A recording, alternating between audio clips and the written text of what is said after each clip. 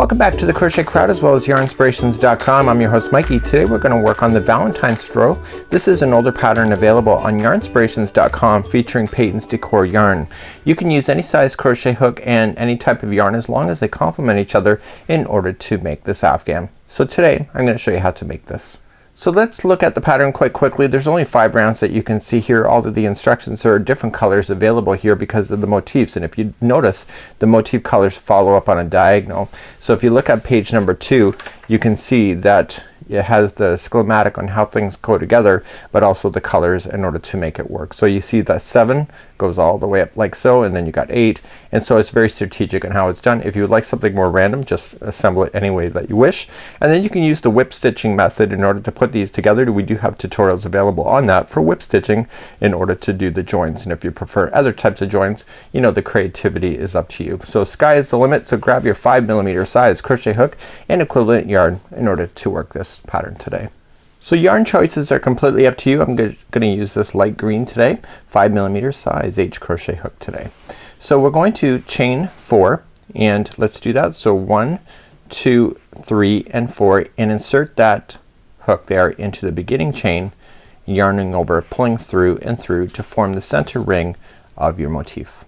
So let's begin the first round. We're going to do a beginning cluster to get us started, and then it's clusters from that point forward. So the beginning is just has a weird start, so that's why it's called a beginning cluster versus a regular cluster. So let's do that. So we're gonna chain 4. So 1, 2, 3, and 4. So we need to, this is a beginning cluster, so we need to do 2 more kind of like post ideas in order to finish off this cluster. So to do that, you're gonna yarn over and go into the center of the ring, and you're gonna yarn over and pull back. Then you have 3 loops on the hook, so yarning over and pulling through 2 and hold it. Don't go any further. So then you're gonna continue and you're gonna wrap the hook again and going into the center of the ring, pull through, and then pull through 2.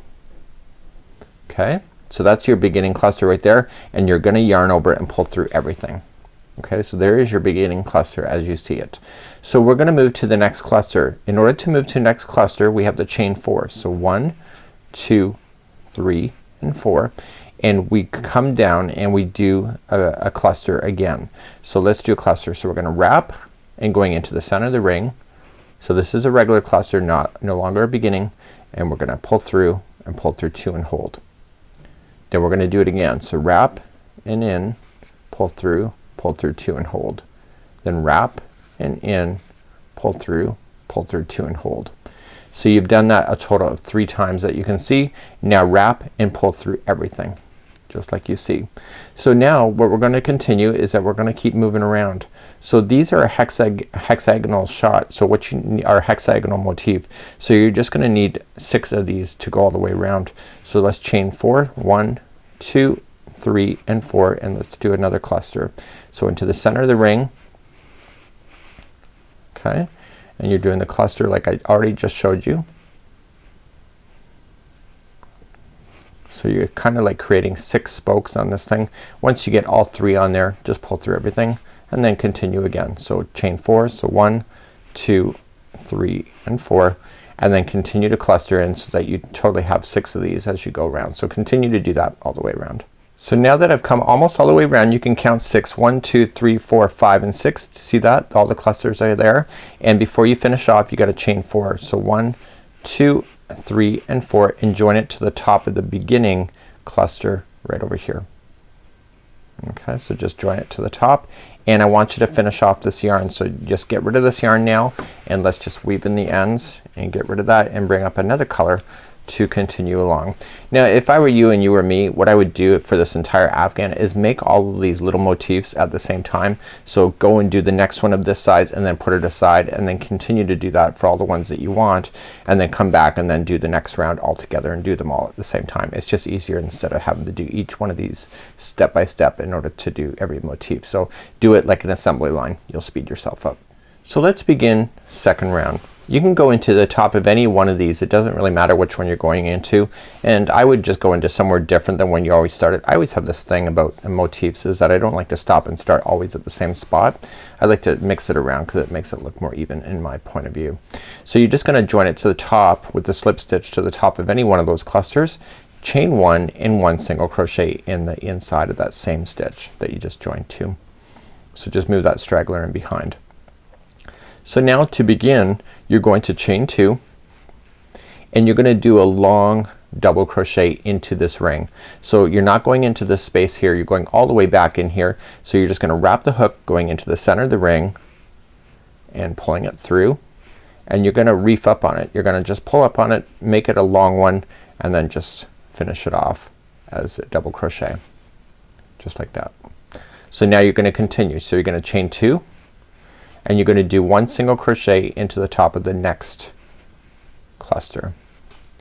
And guess what you're gonna do? You're gonna do that all over again. So chain 2 and do another long one all the way to the ring. So just wrap it first going into the center of the ring. If you have to adjust anything, now's the time to do it. Let's try that again. You will get used to doing this as you go. So just going in and pulling it up, and see I just gave it extra slack and then pulling it through like that. So chain 2, single crochet into the next top of the next motif. So do you see it's kind of pulling these strands down and out of the way. So do it again. So let's chain 2, center of the ring, going in, give it some extra slack, and then pull through 2 and 2, and then chain 2 and go to the next top. So do that all the way around just like you see. So as you come all the way back around, don't forget you still have to do this last one. So chain 2 going in to the last one for a long double crochet down, give it some slack, and then chain 2 and then just join it to the top of the beginning just like you see here. Okay, so we're gonna keep this color on one more time and we're going to go on to round number 3. So using the same color we want to continue. So we're gonna move to the next chain 2 space. So we can't start right where we are. We're gonna go to the next chain 2 space and slip stitch to move over. And we're gonna go and play in these chain 2 spaces all the way around. So to begin we want to chain 3, which counts as a double crochet, and we want to double crochet 2 more times into that same chain 2 space. So let's do that. So chain 2 double crochets here just like you see here, and isn't that neat? And then you have to chain 1 and then go into the next chain 2 space and put 3 double crochets into that same space. Then you're just gonna simply chain 1 and then put in 3 into the next chain 2 space. So you're just gonna continue to do that same thing going all the way around. Just make sure that you separate the groups of 3 with a chain 1. So as you get all the way back around, you are just gonna make sure you chain 1 first before joining it to the top at the beginning, chain 3. So you can actually see a heart formation right in the center. Do you see it? Just look carefully. Do you see it? Isn't that neat? So not only do you see it kind of in the actual this area, but you actually kind of see it as you follow it around. It's neat. So let's get rid of this color. So the next 2 rounds, which are the final 2 rounds, are the main color of your Afghan. So you gotta make sure that you're going to use a certain color. This will be the main project color that is the most dominant. So you gotta make sure you choose a color that you think is going to work for you. So let's begin to do rounds number 4 and 5. So let's begin working on round number 4. Super easy round here. So what we're gonna do is that we're gonna start off in any one of these chain 1 spaces. Okay, so see the groups of 3? Just go into any one of those spaces and join. You're gonna join with the slip stitch, chain 1 and 1 single crochet into that same one. This round is super easy. Watch what's gonna happen. You're gonna chain 3, 1, 2, 3, and then you're going to come into the next chain 1 space and single crochet. That's all you're gonna do. So chain 3, 1, 2, 3, next chain 1 space and single crochet.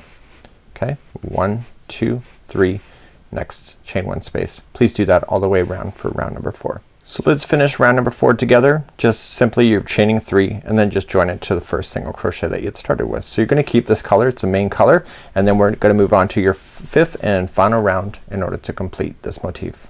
So now our circle motif is gonna go to hexagonal in this particular round. So we're now going circle to hexagonal. So to begin we're gonna slip stitch to the chain 3 first, just like this. And this straggler here, there wasn't a lot to nail it into place. So what I would do is just put it together like it's gonna be part of it, and then you can get it underneath. So to begin you're gonna chain 3 and double crochet 2 more times into the same chain 2 space or chain 3 space.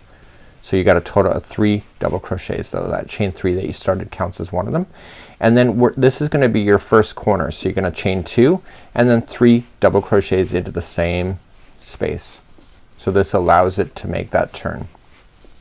So this round is really quite easy as well. So every other time is going to be one of these, and so the next one here that you see is gonna be just 3 double crochets into it. So 1, 2 and 3, just like this. Then you move on to the next one. So the next one's gonna be one of these just like you started. So you're gonna do 3 double crochets. So 1 and 1, 2 and 3, chain 2, okay, and then 3 double crochet back into that one. So there is another corner just formed. Okay, so then you just jump to the next one. So the next one is just gonna be 3 by itself. So just remember every other one is a corner and every other one in between those are just a straight edge just like this. So 3, so the next one is another corner. So just go in 3 double crochet. Okay, you're going to chain 2 and 3 double crochet.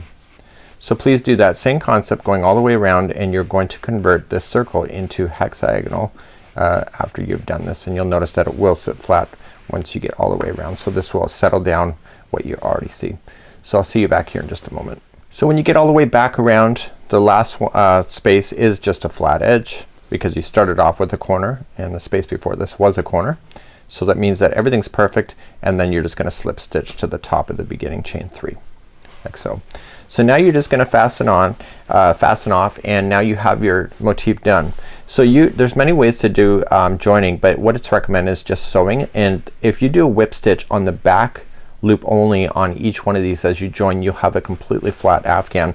We have tutorials available in our joining section on here on YouTube, so you can actually just do a quick search on our channel and find that. It's called whip stitching, and it's also called the invisible seam, and it really truly is invisible if you go into a back loop of these, and so therefore they'll join perfectly together.